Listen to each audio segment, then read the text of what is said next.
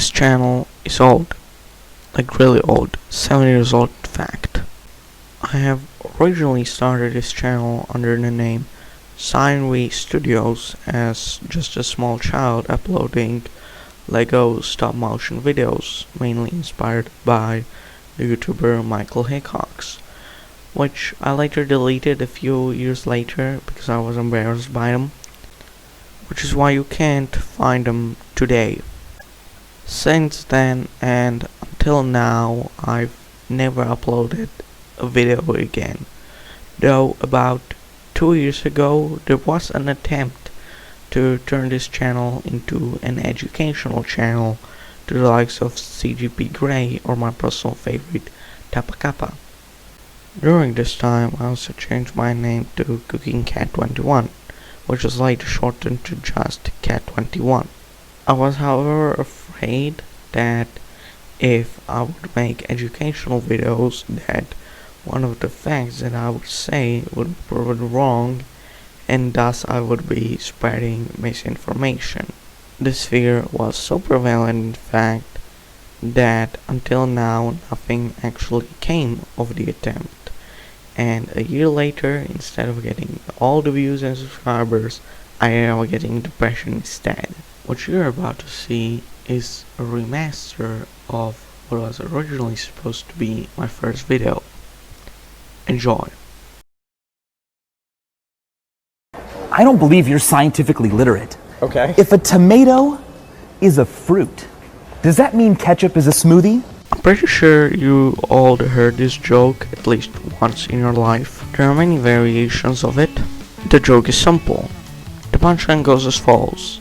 Ketchup is made out of tomatoes, smoothies are made out of fruits, and tomatoes are fruits, therefore ketchup is a smoothie.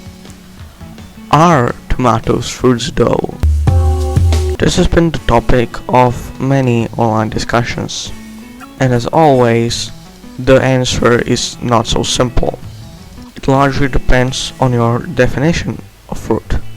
Fruits have two commonly agreed to definitions, those being the botanical one and the culinary one. The botanical definition of fruit is practically anything that disperses seeds, so those maple helicopters could be seen as fruits. Usually when we're talking about fruits though, it usually means the edible things that disperse seeds. There are many ways a plant can disperse seeds, like wind dispersal, which are the already mentioned maple helicopters or dandelion seeds.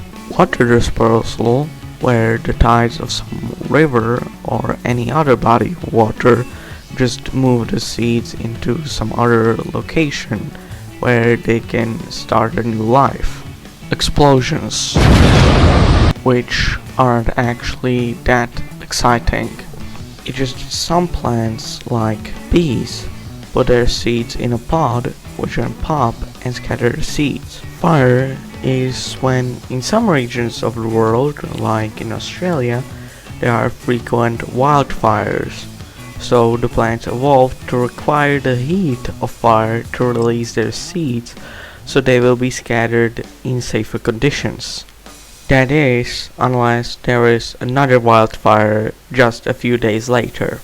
And finally, animal dispersal, which further divides into Epizoochory and Endozoochory.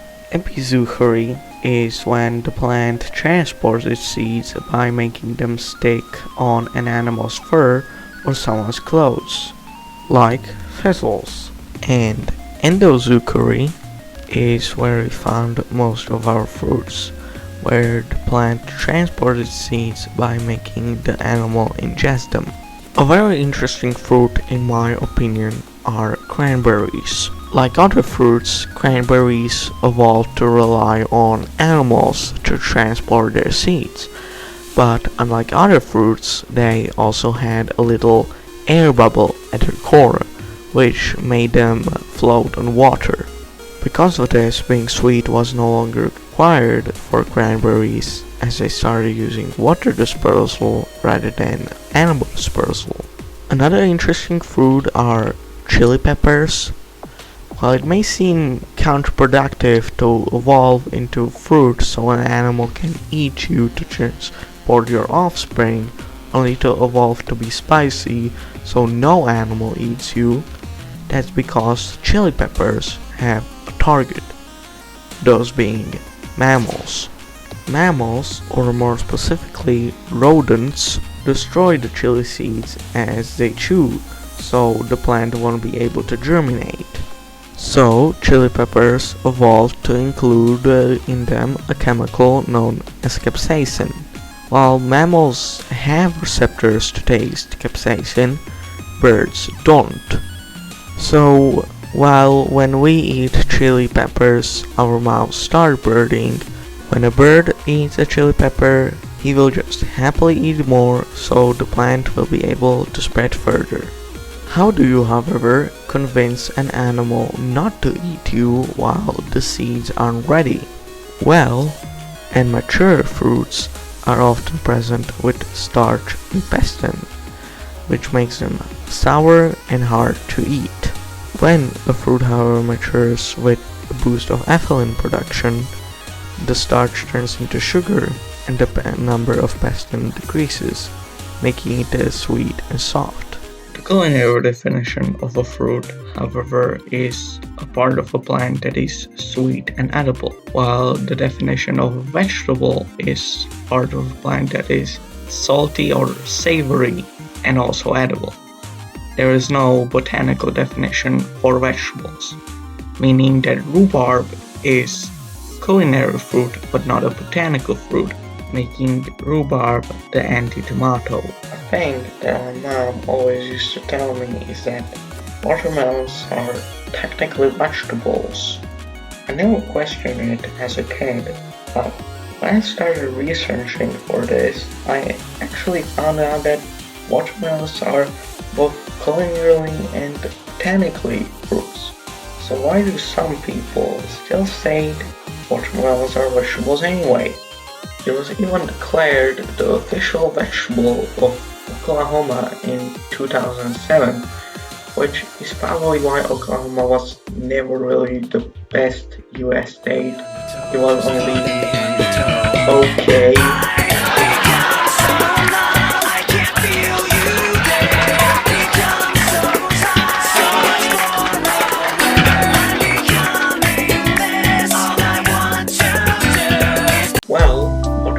Are part of the cucurbitaceae family, where many vegetables reside, such as the pumpkin, squash, courgette, cucumber, and multiple gourds. So it makes sense that if all of these plants are vegetables, then watermelon is a vegetable as well, which is kind of like saying that supermarkets are for housing people because they're both buildings. Another thing that my parents used to tell me is that ketchup is actually made out of apples.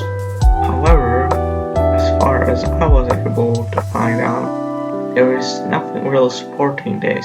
Heinz, the most popular seller of ketchup, lists their ingredients as tomatoes, spare vinegar, sugar, salt, herb extracts, and spice. And other sellers show similar results. Okay, so in the context of making a smoothie, tomatoes are definitely not fruits, and there isn't really anything else in the ingredients for ketchup to still make it a smoothie. Not to mention the fact that most of you probably know how a smoothie is made. You pick some fruit, sometimes milk, a yogurt or ice cream, and you put those things into a blender, and it makes that annoying